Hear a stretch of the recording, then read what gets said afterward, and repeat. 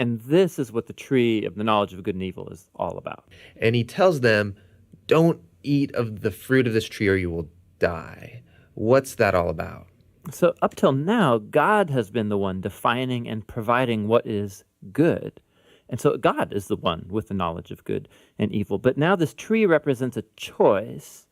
Will the humans trust God's definition of good and evil, or are they going to seize the opportunity and define good and evil for themselves? And Adam and Eve eat the fruit. This is the core biblical explanation for that concept of sin, that desire to call the shots myself.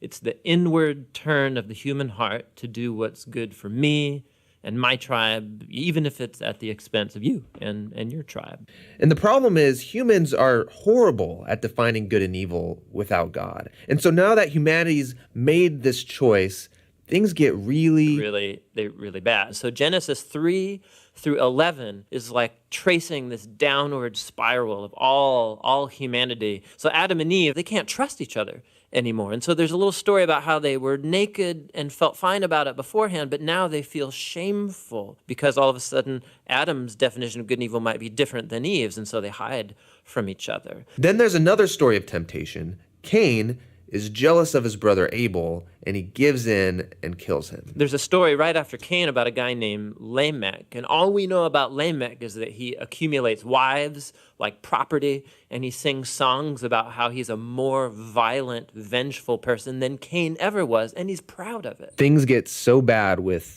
the human race